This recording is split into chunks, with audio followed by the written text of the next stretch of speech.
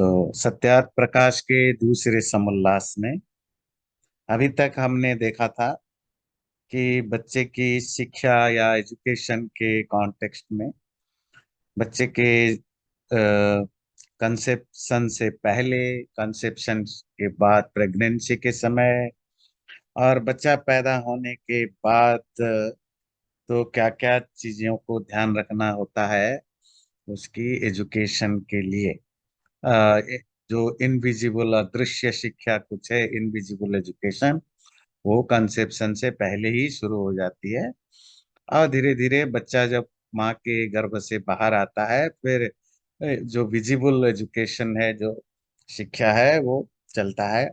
अभी तक हमने जाना कि बच्चा जब थोड़ा बोलने लगे तो उसको कैसे आगे जा करके उसकी जो जीभ है, जो वो सही ढंग से किसी भी लैंग्वेज को बोल सके, उसके लिए साउंड साउंड किसी कौन से साउंड को कहाँ कौन से ऑर्गन से बोलना है, कितना स्ट्रेस देना है, कितना उसको स्ट्रेच करना है, टोन, पंक्चुएशन, ये सब चीजें माँ को चाहिए कि वो बच्चे को बचपन उसी समय सिखा दे जब वो लैंग्वेज सीखने की कोशिश कर रहा हो। अब आगे देखते हैं। तो ये आप इंग्लिश में यहाँ से देखिए, पहले हिंदी में देख लो।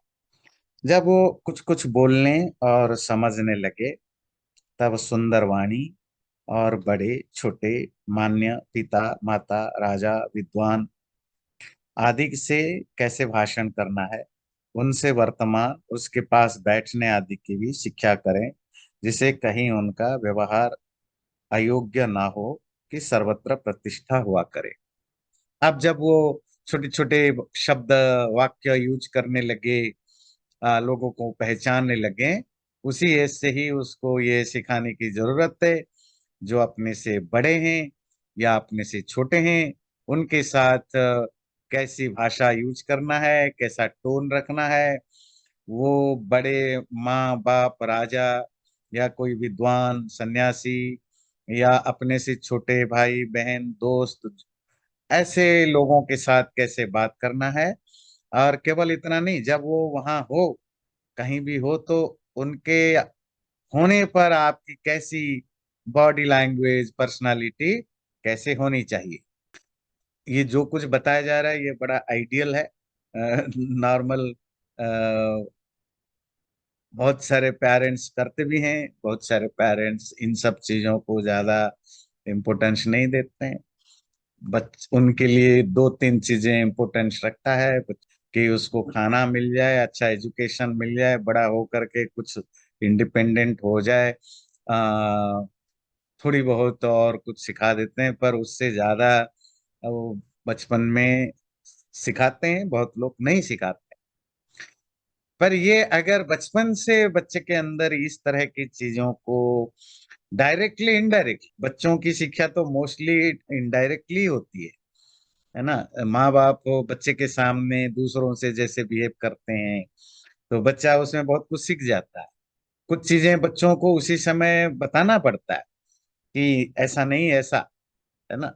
तो वो जो शुरुआती बिगिनिंग स्टेज में जब घड़ा बना रहे होते हैं ना, या ऑर्नामेंट्स या कोई भी चीज बना रहे होते हैं, तो उसमें जो टेढ़ा मेढ़ा जो भी होता है आप उसी समय फिक्स कर देते हैं, तो एट द एंड वो एक अच्छा प्रोडक्ट बन के निकलता है।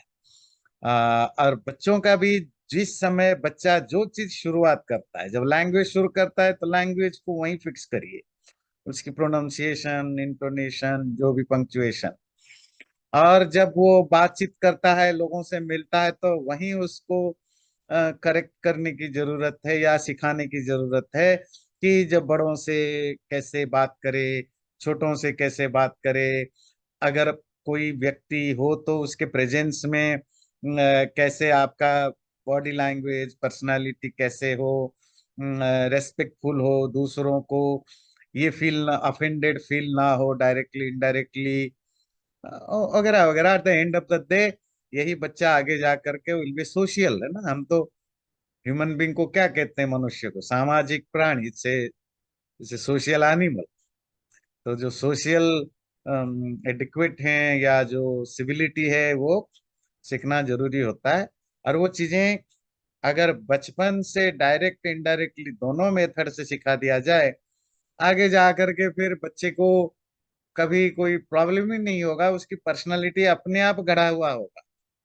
और आगे जाकर माँ बाप खुद परेशान होते हैं। जब बच्चा हाई स्कूल में होता है, कॉलेज में होता है, सडनली उसकी पर्सनालिटी में चेंज दिखता है, बिहेवियर में चेंज दिखता है। कभी कभी वो रिवोल्ट करने लग जाता है। वो इस यहाँ तक नौबत आ जाती है क्योंकि हम एक गलत एज पर अच्छी चीजें सिखाने की कोशिश करते हैं।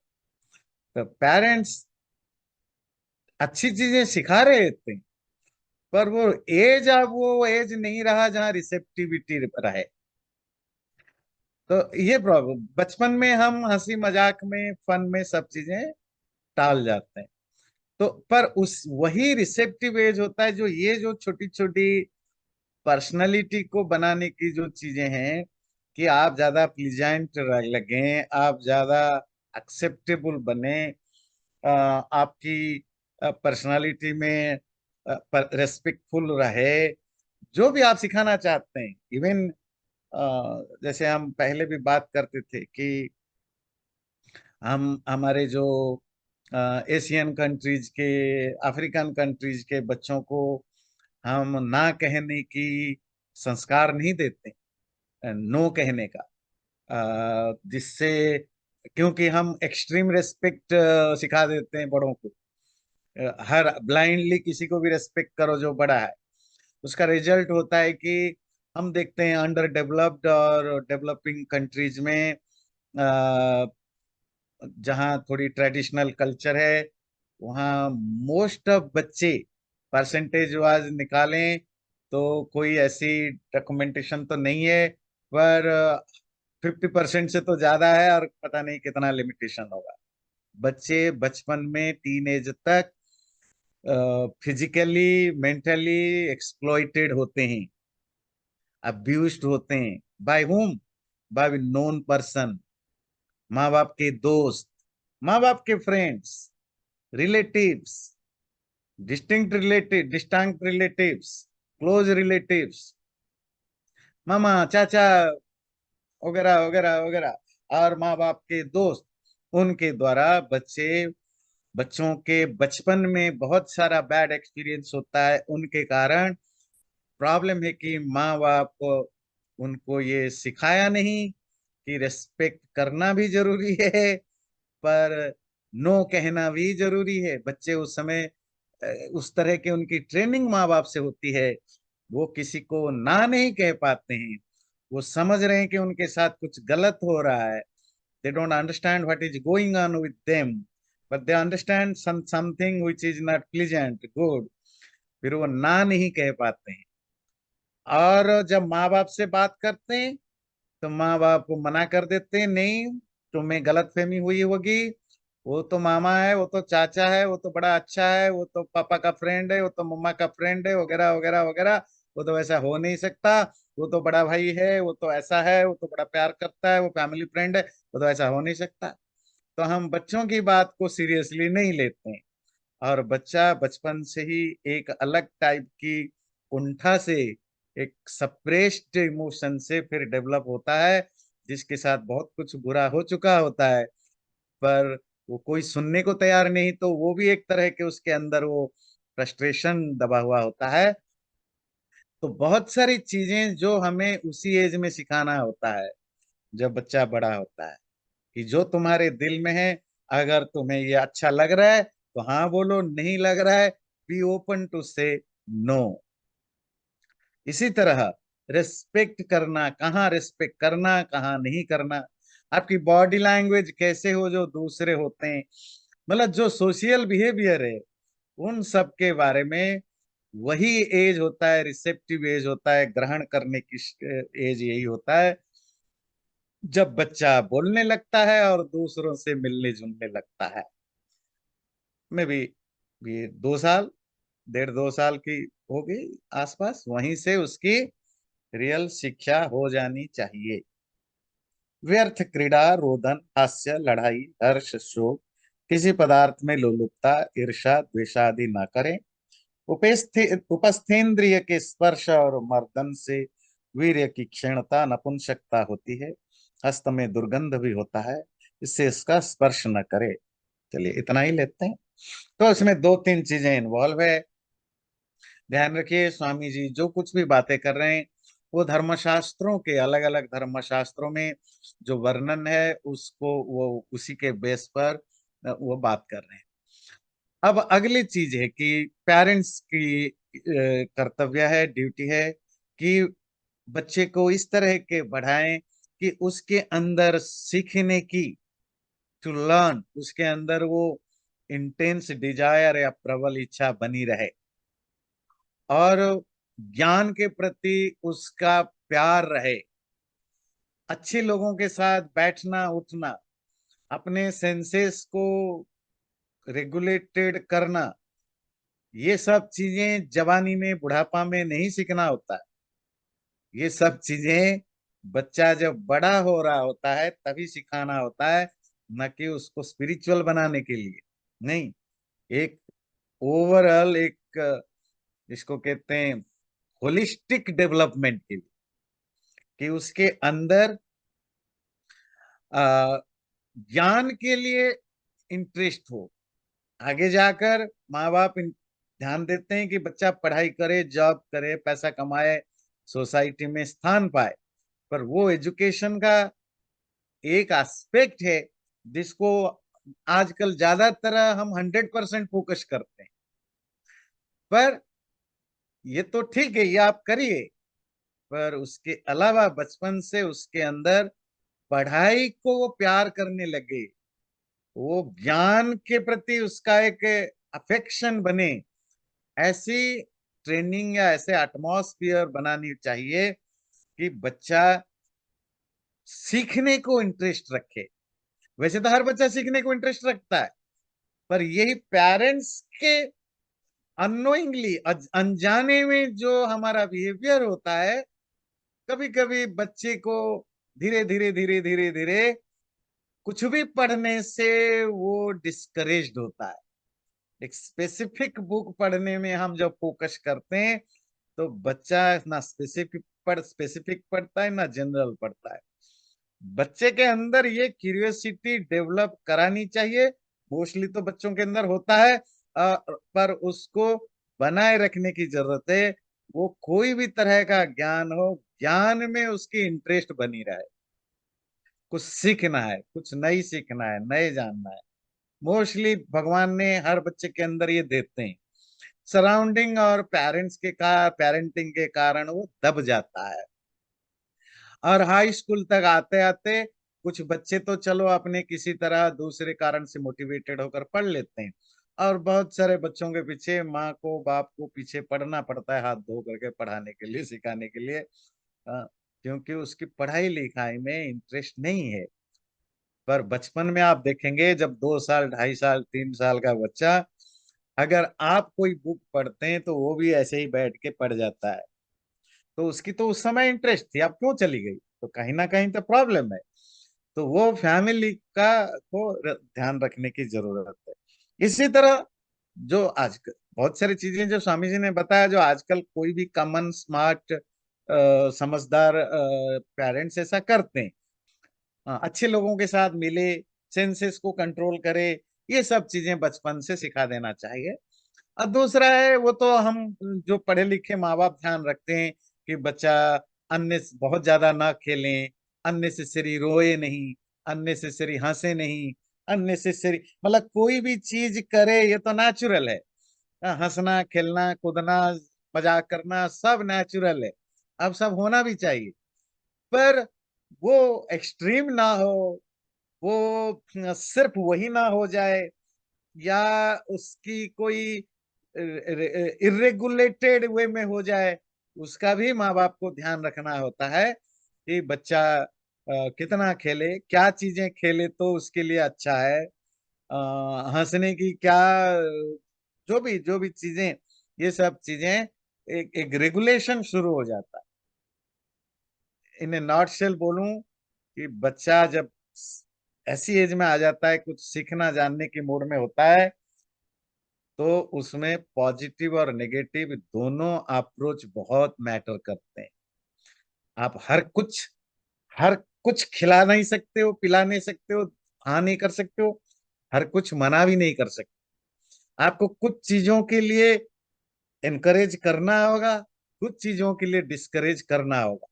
इवन सेम चीज, जैसे खाने के लिए हम एनकरेज करते हैं, इसी तरह कभी कभी ना खाने के लिए भी, मतलब खाने के लिए डिस्करेज भी करना होता है।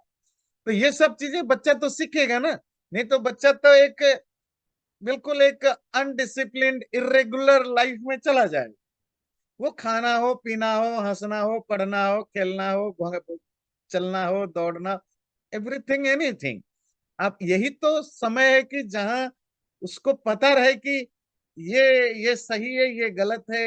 यही एज होता है, रिसेप्टिव एज, जहां उसको, और वो ये जानना भी चाहता है, ये भी जानना चाहता है कि क्या सही है, क्या गलत है, मुझे किस लेवल तक जाना है, नहीं जाना। या जेलेसी, ग्रीड क्या चीज है, जेलेसी, लालच क्या चीज है। ये सब चीजें भी शुरू में ही, जब बच्चा बड़ा होने लगता है, उसको बताने की जरूरत है, उसकी ये कैसे लाइफ में नुकसान करते हैं, और बच्चे को उस तरह मेंटली ट्रेन करने की जरूरत है, इन सब चीजों से दूर रहे। और ये बचपन से अगर ये इस तरह के संस्कार बन जाते हैं, आगे जाकर हेल्प करता है। और एक चीज, लास्ट चीज बताया कि बच्चे तो इनोसेंट होते हैं, उनको पता नहीं, हर चीज को उनको बतानी पड़ती है। इसी तरह बॉडी के कौन से पार्ट को छूना, नहीं छूना, तो स्वामी जी कहते हैं जो रिप्रोडक्टिव पार्ट है, तो ये बच्चों को बहुत ज्यादा उसको छूना, उसको प्रेस करना, ऐसे चीजों से भी उनको डिस्करेज करने की जरूरत है। क्योंकि वो अगर हैबिट पड़ जाता है, तो आगे जा करके इवन जब वो टीन एज के होते हैं, 13 14 15 के, तो वो एक तरह के अब्यूज करते हैं रिप्रोडक्टिव उसको, तो वो हेल्थ, मेंटली, फिजिकली वो नुकसान का, मानसिक और शारीरिक रूप से भी वो नुकसान करता है। तो वो भी उनको एजुकेट करने की जरूरत है। दूसरा एक एंगल है ब्रह्मचर्य का भी, कि बच्चा जब तक 15 16 17 18 साल तक होता है, तो वो इस तरह के उपस्थेंद्रिय रिप्रोडक्टिव ऑर्गन के को ठीक से यूज करे। ठीक से यूज करने का मतलब आयुर्वेद में जो वर्णन है, जब आप अननेसेसरी टच करते हैं, प्रेस करते हैं, तो उसमें टेम्पटेशन होता है, बाकी चीजें होती है। अगर आपकी ये हैबिट पड़ जाए, तो वो अनकंट्रोलेबल होता है। तो बेटर है कि जहां जरूरत है, जितनी जरूरत है, नहाते धोते समय, साफ करते समय, बाकी उतना, उसके अलावा अननेसेसरी ना छुए। ये बचपन से बच्चे को क्लियरली ये बताने की जरूरत होती है। आप लोग को कुछ कमेंट हो तो जरूर करिए, क्योंकि ये सब चीजें पता नहीं ये मॉडर्न डेज में कितना अप्रोप्रिएट है, इसकी क्या कंट्रोवर्शियल है या सही है। तो वो तो है ना, ये सब धर्मशास्त्रों में इस तरह के वर्णन होता है, पर इसकी क्या जो मॉडर्न चाइल्ड साइकोलॉजी है, चाइल्ड पेरेंटिंग है, उसमें इनकी क्या, मुझे नहीं पता इसको किस रूप से वो ग्रहण करते हैं। सत्य, सदा सत्य भाषण, शौर्य, धैर्य, प्रसन्न वदन आदि गुणों की प्राप्ति जिस प्रकार हो वो कराएं। The parents should try in every possible way to develop in their children such sterling qualities as truthfulness, heroism, patience, cheerfulness, etcetera. तो ये सब चीजें भी बच्चे को शुरू से, बच्चों के अंदर तो होता है, आपको सिखाना नहीं पड़ता है। बस कौन सा चीज डिस्करेज करना है, कौन सा चीज एनकरेज करना है, प्रोत्साहन कब करना है, कब उसको प्रोत्साहन नहीं करना है। और जब प्रोत्साहन करे भी, उसको ये बताना है कि कौन सी चीजों को ध्यान रखना है। बच्चे तो कुछ भी कर दें, है ना। छोटे बच्चे ज्यादातर वो सांप तक को भी पकड़ लेते हैं, सांप बिच्छू कुछ भी मिले पकड़ लेते हैं, पेड़ों में भी चढ़ जाते हैं। तो पेरेंट्स की जो अलग अलग रिएक्शन होता है, वही डिफाइन करता है कि बच्चा आगे जाकर क्या बनेगा। अगर वो जानवरों को पकड़ लेता है विदाउट एनी हेजिटेशन, फियरलेसली, इसको इसको एक अच्छा गुण समझना चाहिए, उसमें वो हीरोइक नेचर है। पर उसमें डर भी रहता है माँ बाप को कि भाई कोई भयानक जानवर है, काट देगा, कुछ करेगा। तो आपकी डिस्करेजमेंट और एनकरेजमेंट ऐसा होनी चाहिए कि बच्चे के अंदर वो डेयरिंग नेचर रहे, और वो डेयरिंग नेचर के साथ उसको ये भी पता रहे कि मुझे किस एक्सटेंट तक क्या करना है, क्या नहीं करना। नॉर्मली ऐसे सिचुएशन में माँ बाप पैनिक में आते हैं, या तो बहुत पैनिक में आ जाते हैं, तो बच्चे को इतना डरा देते हैं कि बच्चा जब जो आज तक इतना हीरोइक नेचर का था, पता चला 10-12 साल में वो ककरोच देखकर भी डरने लगता है। इतना बड़ा ट्रांसफॉर्मेशन हो गया। और फिर माँ बाप उसकी तारीफ भी करते हैं, घर में रिश्तेदार आते हैं, मेरे बच्चे को ना कॉकरोच से डर लगता है। So indirectly we are praising it, we are promoting it कि ये अच्छी चीज है। बच्चे के अंदर जो डेयरिंग नेचर था, हम भूल गए कि वो खत्म हो चुका है। वो लाइफ में कहीं भी आप रिस्क नहीं लेगा, लाइफ में कहीं भी रिस्क नहीं लेगा। तो ऐसे डरा हुआ इंसान तो हमेशा डरा हुआ रहेगा, अपने लिए भी, सोसाइटी के लिए भी। और अगर उसको इतनी ज्यादा खुला दे देते हैं, तो फिर तो वो फिर तो कहीं भी चोट लगेगा, गाड़ी भी एक्सीडेंट करेगा, क्योंकि वो डेयरिंग हो गया है। वो सांप को भी, जहरीले सांप को भी पकड़ेगा। तो उसके अंदर ये एजुकेशन होना चाहिए। सपोज सांप की बात लेते हैं, अरे मैं, मुझे भी सांप की बड़ी फिबिया है, बहुत सारे लोगों को होती है। क्यों होती है?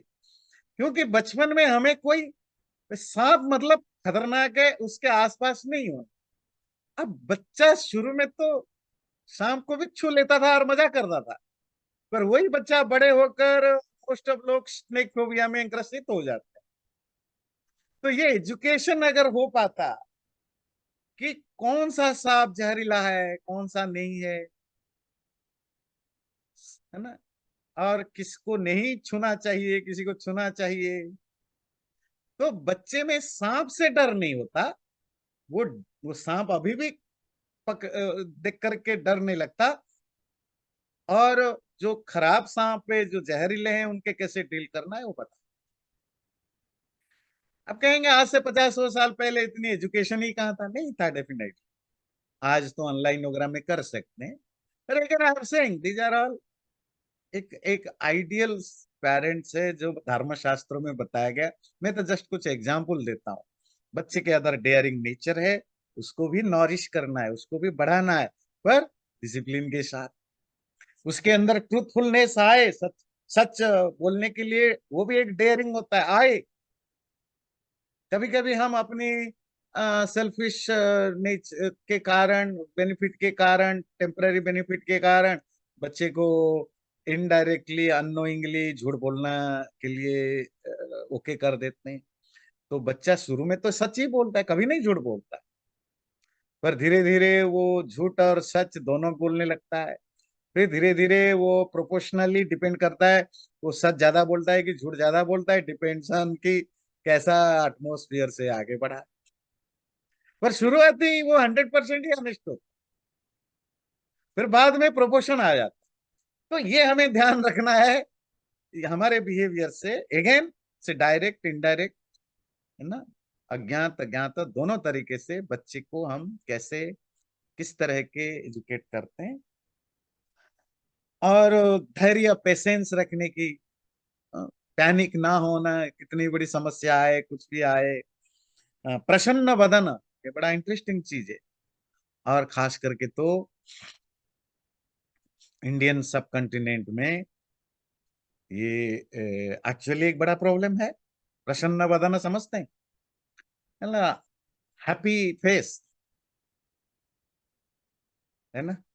तो मुझे याद है मैं जो दिल्ली में गुरुकुल में पढ़ाता था, तो वो नेदरलैंड से कुछ वो कैरिबियन लोग हैं, वो आर्य समाज बैकग्राउंड से, तो वो दिल्ली आते थे, तो कभी कभी गुरुकुल में रुकते थे। साल में 5, 4, 5, 7 फैमिली तो आते ही रहते थे, वहां रुकते थे।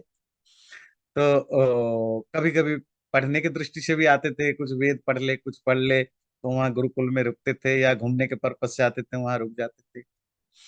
तो मुझे एक दिन एक लेडी ने, नेदरलैंड की है, पूछा, यहाँ कोई किसी को हेलो बोलो, गुड मॉर्निंग बोलो, कोई जवाब नहीं देता है, सब मुंह लटका के घूमे रहते हैं, ऐसा लगता है जैसे सब गुस्से में है। उनको हंस के बात करो, कोई बात नहीं करता है। तो फिर मैंने उनको समझाया, मैंने कहा आप भी मत करिए। क्यों? क्योंकि यहाँ की जो नेचर है वो ऐसा ही है, सब दु, खड़ूस दुखी आत्मा होकर घूमते हैं। और अगर कोई किसी को देख करके हंसता है, मुस्कुराता है, कभी कभी लोग उसको गलत भी समझेंगे, और खास करके वो लेडी थी। मैंने कहा फिर आप, आपको तो, आपके वहां तो ये कोई भी अनजान व्यक्ति को देख लिया तो मुस्कुराया, good morning, how are you, बिल्कुल अनजान व्यक्ति को। और आप एज ए लेडी अगर यहाँ जाकर किसी को ऐसे बोल दे मुस्कुरा करके, उसको लगेगा कि ये लड़की तो, ये महिला तो मेरी वो कुछ गलत अर्थ में लेने लग जाएगा, और कहीं ऐसा ना हो कि आपको परेशान करने लग जाए, क्योंकि ये सोशल नेचर है। तो ज्यादातर वेस्टर्न लोगों को क्या, आप लोग भी जब वापस जाते होंगे भारत, आपको फील होता होगा, है ना, मतलब कोई इवन फैमिली हो, रिलेटिव हो, तो नॉर्मली उनका जो फेस है वो हैप्पी फेस नहीं होता है। ऐसा नहीं कि वो लाइफ में हैप्पी नहीं है, that's how they are trained, वो ट्रेडिशनली वो भी हंसते हैं, खेलते हैं, बस उनको वो ट्रेनिंग नहीं है कि आप हैप्पी फेस रख सकते हो, कोई बुरा नहीं होगा। अब यहाँ होता है, हम लोग, आप वॉक करने जाते हो, स्टोर में जाते हो, किसी को बिल्कुल नहीं जानते हो, आंखों से आंखें मिलता है तो लोग हंस लेते हैं, मुस्कुरा लेते हैं, आपको हाउ आर यू बोल देते हैं, गुड मॉर्निंग, गुड बाय बोल देते हैं। पर ये इंडिया के कॉन्टेक्स्ट में ठीक है, आजकल जो पढ़े लिखे पैसे वाले लोग वेस्टर्न वर्ल्ड आते जाते रहते हैं, उनमें ये नेचर थोड़ा आ गया है, पर वो भी बड़ी आर्टिफिशियली लगेगा आपको, आप समझ पाएंगे कि it's very fake and artificial लगता है, क्योंकि वो नेचुरली नहीं हो रहा है ना। वो तो वेस्टर्न अमेरिका आ गए, अब रिश्तेदारों के पास यहाँ 2-4 महीने रहे, घूमे फिरे, देखा यहाँ का ये कल्चर है, फिर वो सीख करके वहां जाकर वो करते हैं, वो बड़ा फेक लगता है, क्योंकि वो दिल से नहीं आता है। जब आप वेस्टर्न लोगों को देखते हैं, it it seems like natural, है ना, तो आपको वो फेक नहीं लगते। तो ये कल्चरल इशू है। ये प्रसन्न वदन रहना, जबकि आपके सारे लिटरेचर में, इंक्लूडिंग पुराण की कहानियों में, जब किसी बड़े व्यक्ति की, अच्छे व्यक्ति की डिस्क्रिप्शन होता है, उसमें एक, उसमें क्वालिटी जरूर बताया जाता है, प्रसन्न वदना, हमेशा हैप्पी फेस रहना। पता नहीं क्यों हमें ये हैप्पी फेस से रहना मना किया। और नंबर 2, और एक चीज बताऊं, इवन जो आप देखेंगे ज्यादातर जो साधु सन्यासी, जो स्पिरिचुअल फील्ड में होने वाले लोग, वो डिलिबरेटली मुंह को एक्सप्रेशन लेस बनाते हैं, है ना। और क्यों? क्योंकि वो अगेन, उनको ये शो करना है, मैं सुख दुख से परे उठ चुका हूं, पर अंदर से सारी बदमाशियां हैं, उठ चुका हूं। तो वो भी एक मैसेज आता है, जो धर्म गुरुओं के चले बनते हैं, उनको लगता है अच्छा, एक्सप्रेशन लेस होना बहुत जरूरी है to be a spiritual person. अरे, आपका फीलिंग, अंदर से आपकी फीलिंग हो, उस पर काम करो, न कि मुंह को है ना, दुखी आत्मा बना के घूमने से कुछ नहीं होता। तो हमने दुखी शकल बनाना और स्पिरिचुअल होने को कनेक्ट कर दिया। मतलब स्पिरिचुअल होने का मतलब है कि आपके मुंह में हंसी नहीं, सारे लोग हंस रहे होंगे, आप मुंह को ऐसे करके बैठे हो। तो ये हमने स्पिरिचुअलिटी में भी डाल दिया, दुखी शक्ल बनाना, हमने बिजनेस में भी बना दिया दुखी शक्ल बनाना, तो हाँ, घर में भी बना दिया दुखी शक्ल बनाना। ऐसा नहीं कि हम अंदर से दुखी हैं या सुखी हैं, पर प्रसन्न वदन जो एक हमारा एंशियंट कल्चर का एक पार्ट था, वो मिस हो गया जो हम वेस्टर्न वर्ल्ड में देखते हैं। वैसे तो हजारों चीजें जो एंशियंट इंडिया में या हमारे लिटरेचर में जो आज हम वेस्टर्न वर्ल्ड में देखते हैं, मॉडर्न इंडिया में वो गायब है। ऐसा नहीं कि ये सिर्फ इंडियन प्रॉब्लम है, ये पूरे इंडियन सब कॉन्टिनेंट की प्रॉब्लम है। आप कहीं भी जाइए, आपको ये इसी टाइप की प्रॉब्लम मिलेगा। लोग बड़े मुश्किल से खुश दिखते हुए आपको मिलेंगे, और अंदर से ऐसा नहीं कि वो खुशी नहीं है, बस वो उसी तरह की बचपन से ही उनकी अपब्रिंगिंग हुआ है। ठीक है ना? कुछ कहना है तो कह सकते हैं। रूपा जी कहना चाहती है? या नहीं, व्हाई इंडिया, अभी यहाँ पे I just shifted from Sugar Land to this area Pasadena. I found that difference here also, क्योंकि शुगरलैंड में ज्यादा देसी और यही है ना। Hmm. Even in stores and all, यहाँ जाते हैं तो आराम गुड मॉर्निंग बोलते हैं, they pass you the card, they are so this मतलब वो एक प्लीजेंट फीलिंग आती है, एक या गुड। यहाँ तो I found the difference even here, why India, so वही मैं बोल मतलब रही जहाँ नॉन एशियन ज्यादा हो, वहां आपको ज्यादा वो पॉजिटिव और वो प्लीजेंट एक वाइब्रेशन मिलता है। आपको भी गुड गुड। बोलती हूँ, ये बहुत डिफरेंस लगा है इस। Even banks, wherever you go, restaurant में जाते हैं, पहली बार गए, दूसरी बार they will recognise you by your name. Oh, how are you mister, I was so surprised. लोग पूछ रहे हैं, नेबर्स वेबर्स तो ज्यादा अच्छे हैं, देख के हंसते हैं, मुस्कुराते हैं, हाउ आर यू पूछते हैं। या दूसरा अर्थ, अगर कोई पुरुष पुरुष से भी हंस के बात करता है तो ये कुछ ठगने आया है। ये जो होता है ना, इंश्योरेंस के एजेंट होते हैं, दूसरे टाइप के एजेंट होते हैं, मतलब जो आपसे काम निकलवाने के लिए मीठा मीठा बोलते हैं, नेता होते हैं, नेता लोग होते हैं।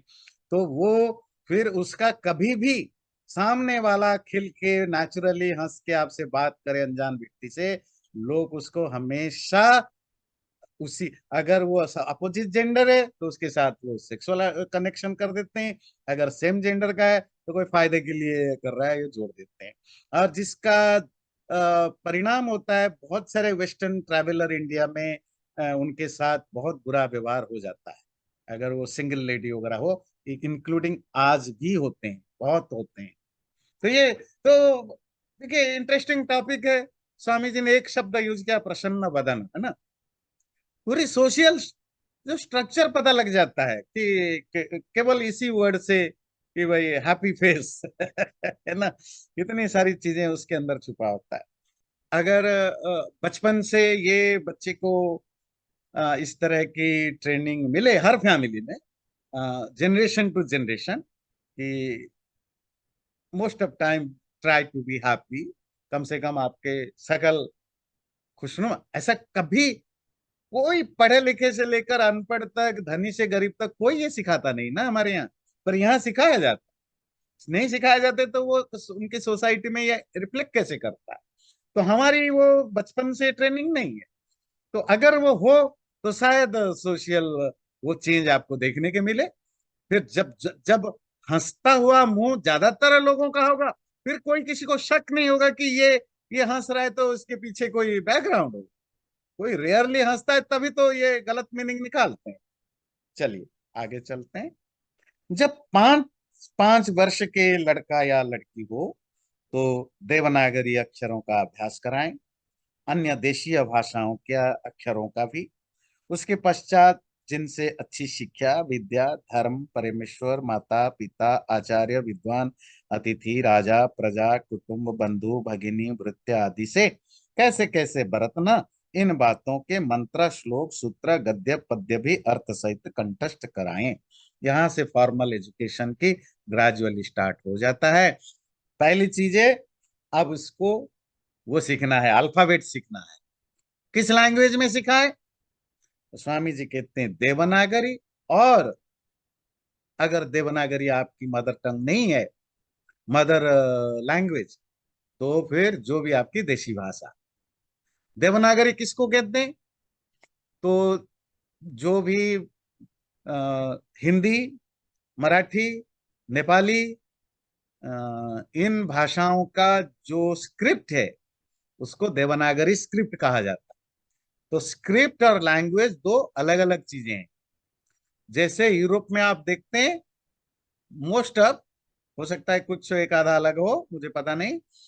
अब लैंग्वेज अलग है, फ्रेंच है, जर्मनी है, इंग्लिश है, स्पेनिश है, इटालियन है, सब लैंग्वेज अलग है।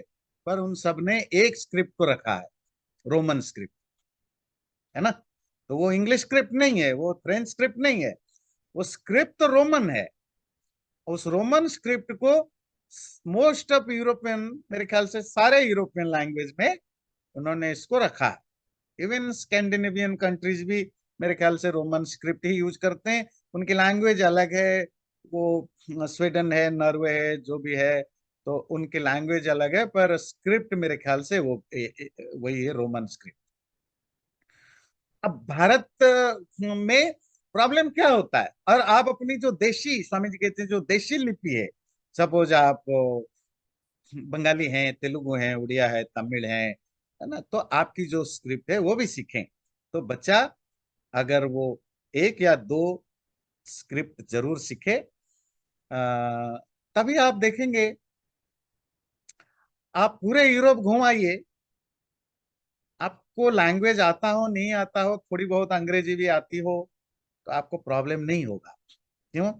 क्योंकि दुकान वगैरह, ऑफिस वगैरह, स्क्रिप्ट में आप पढ़ लेते हैं कि ये ऑफिस है, ये रेस्टोरेंट है, ये जगह की पहचान भी कुछ ना कुछ हो जाता है। भारत में क्या प्रॉब्लम होता है, आप अगर आप हरियाणा के हैं और आप गुजरात चले गए, जबकि ज्यादा दूर नहीं है, तो आपको मुश्किल हो जाएगा। जबकि गुजराती और हरियाणी लैंग्वेज में समझने में ज्यादा मुश्किल नहीं है, पर तब भी आपको कुछ नहीं फर्क समझ में आएगा। क्यों? स्क्रिप्ट अलग है। वही बगल में देखिए, पंजाब हिमाचल है, पंजाब जम्मू है, पंजाब दिल्ली है, पंजाब यूपी है। कुछ पंजाबी समझना आसान है, क्योंकि लैंग्वेज सब क्लोज है हिंदू में, भारत की। पर उनकी स्क्रिप्ट है गुरुमुखी, तो फिर तो समझ में नहीं आता है क्या लिखा हुआ है, वो भी चलो वो तो अलग बात है, गुरुमुखी और गुजराती में थोड़ा देवनागरी की भी इन्फ्लुएंस है। पर एक टूरिस्ट के लिए तो, सपोज कोई टूरिस्ट बंगाल से आया, यूपी से आया, बिहार से आया, पंजाब और गुजरात में, पंजाब गुजरात से स्टार्ट कर रहा हूँ क्योंकि ये लिटिल क्लोजर हैं, तब भी मुश्किल हो जाता है, क्योंकि उनकी जो स्क्रिप्ट है, लेटर, अल्फाबेट्स, उससे कौन सा दुकान है, क्या लिखा है, समझ में नहीं आता है। वही चीजें अगर एक फॉर्मल लिपि में होता, सपोज पूरे भारत में लैंग्वेज अलग हो पर स्क्रिप्ट देवनागरी होती, जैसे यूरोप में रोमन को उन्होंने अडॉप्ट किया, तो फिर आप केरला में भी जा करके आप पढ़ सकते हैं कौन सा दुकान है, लैंग्वेज प्रॉब्लम नहीं है। और ज्यादातर लैंग्वेज में तो शब्द वोकाबुलरी सेम है, संस्कृत ओरिजिन होने के कारण। पर अब क्या है, अब तो ये तो चलो गुजरात और पंजाब की मैंने बंगाल, उड़ीसा, हमारे भी स्क्रिप्ट अलग है उड़ीसा में भी, तो आपको तो समझ में नहीं आएगा। पर थोड़ा साउथ में जाएंगे, आपको लगेगा इससे बेटर है मैं यूरोप रशिया में जाता, ज्यादा आसान होता मुझे समझना। क्यों? वो लिपि आपको कुछ नहीं समझ में आता। अगर किसी दुकानदार ने नीचे अंग्रेजी में कुछ लिख दिया हो तब तो ठीक है, नहीं तो आपको कुछ नहीं समझ में आएगा। इसीलिए नहीं कि लैंग्वेज प्रॉब्लम है, नहीं, वोकाबुलरी तो मोस्ट ऑफ जगह सेम ही है। प्रॉब्लम है लिपि में, वो जो अल्फाबेट्स में। अब ये एक, इसके लिए कोशिश हुई, प्री इंडिपेंडेंट टाइम पर बहुत कोशिश हुई कि हम, लैंग्वेज तो अलग अलग हैं, हम कम से कम एक लिपि पूरे देश में अपनाया जाए, जिससे कि लोगों के बीच में ज्यादा आसान कम्युनिकेशन हो पाए। पर फिर उसमें बहुत विरोध हुआ, तो उनको छोड़ना पड़ा। देवनागरी को ही नेशनल लिपि के रूप में, लैंग्वेज ने, उनमें सिर्फ दो तीन भाषाओं ने एक्सेप्ट किया। हिंदी में तो थी ही, पर हिंदी में थी गारंटी नहीं, हिंदी भी धीरे धीरे उर्दू में ही लिखे जाने लगे थे। नॉर्थ इंडिया में प्री ब्रिटिश एरिया में, प्री ब्रिटिश एरा में और ब्रिटिश एरा में भी ज्यादातर हिंदी उर्दू में लिखे जाते थे। कि क्या करे कि एक कम से कम लैंग्वेज तो अलग अलग है स्क्रिप्ट को। तो देवनागरी को अपनाया गया, पर एक्सेप्ट सिर्फ तीन चार भाषा में हुई। तो संस्कृत, हिंदी, सबसे ज्यादा जो ग्रेटफुल है मराठी लोगों ने देवनागरी एक्सेप्ट किया, जबकि मराठी की अपनी स्क्रिप्ट भी होती थी, पर उनके जो लीडरों ने दे चूज जो देवनागरी। और नेपाली है ना, तो नेपाली भी देवनागरी लिपि में लिया। बाकी सबकी अपनी अपनी लिपि बनाई, सर एक सबकी अपनी अपनी लिपि हुई। पंजाबी भी पंजाब गुरुमुखी में, गुजराती की गुजराती, बंगाली की बंगाली, उड़िया की उड़िया, असम की जबकि आसाम, बंगाल, त्रिपुरा, इनकी लैंग्वेज अलग अलग है, पर स्क्रिप्ट उनकी बंगाली स्क्रिप्ट है। वो बंगाली स्क्रिप्ट, एक ही स्क्रिप्ट है, बंगाली स्क्रिप्ट है। अब बंगाली काफी देवनागरी से भी मिलता है, जैसे गुजराती भी काफी मिलता है, तो वो भी काफी मिलता जुलता है। तो बचपन से स्क्रिप्ट सीखना जरूरी हो भाई। आप अमेरिका में आजकल तो बच्चों को कोई भी स्क्रिप्ट पता नहीं सिवाय रोमन की, है ना। लेकिन भारत में भी जो इंग्लिश मीडियम स्कूल हो गया, अब बच्चों को थोड़ी बहुत बोलचाल की हिंदी, बंगाली, तेलुगु, तमिल तो आता है, पर पढ़ना नहीं आता है, क्योंकि अंग्रेजी मीडियम स्कूल में पढ़ते हैं, पर रोमन स्क्रिप्ट ही जानते हैं। तो स्क्रिप्ट का बड़ा रोल होता है, लैंग्वेज सिर्फ नहीं, स्क्रिप्ट के भी। तो स्वामी जी कहते हैं, इसीलिए तो स्वामी जी कहते हैं देवनागरी अक्षर का और अन्य देशीय भाषाओं का, जो भी देशीय भाषा, जो भी आपके स्वदेशी अपने भारत की अपनी भाषाओं की जो भी अक्षर है, अक्षर पर फोकस है, वो सिखाएं। उसके बाद एक इंटरेस्टिंग चीज बोलते हैं।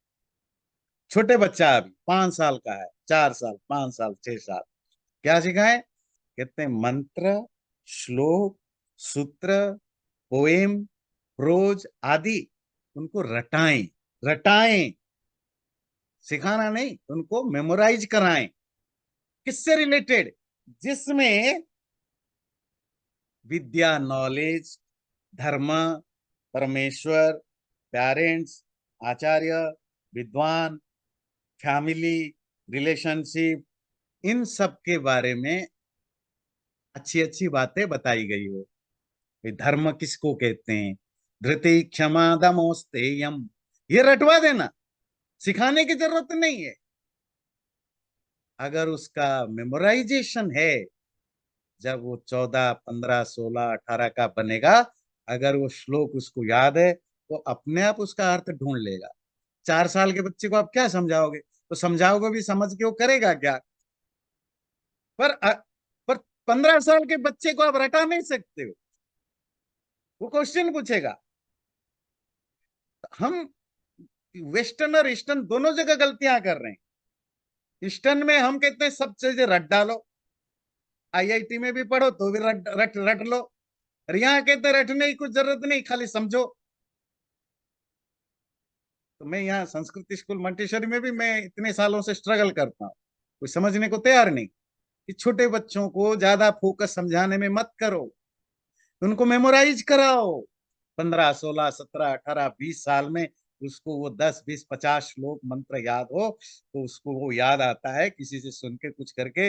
अब उसकी क्यूरियोसिटी जगेगी, इसका क्या अर्थ, वो अपने आप रास्ता ढूंढ लेगा। तब उसके पास इतने ऑप्शंस हो जाते हैं कि वो अपने आप मीनिंग ढूंढ लेगा। पर वो याद हो तब ना, वो मेमोराइज श्लोक मंत्र वगैरह।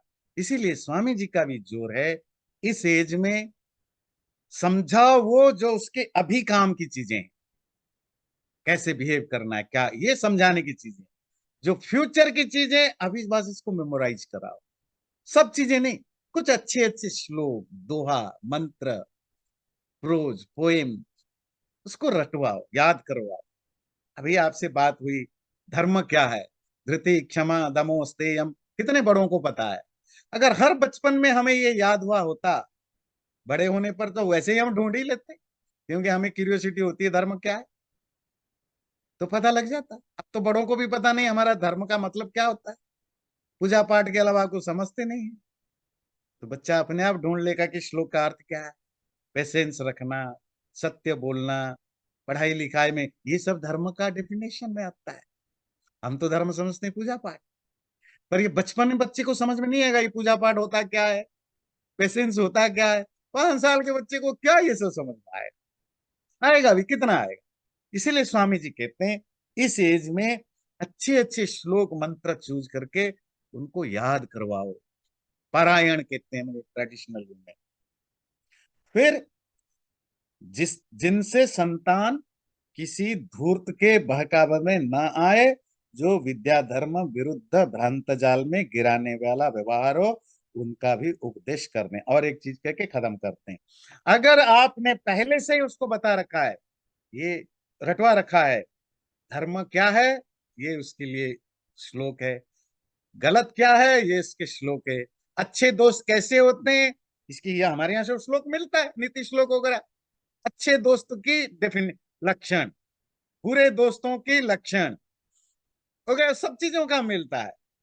भगवान क्या है उसकी लक्षण, सो राजा प्रजा के साथ कैसे व्यवहार करना चाहिए उसके, ये सब श्लोकों में मिलता है, श्लोक में मिलता है, मंत्र में मिलता है, नहीं तो दोहा वगैरह में मिलता है।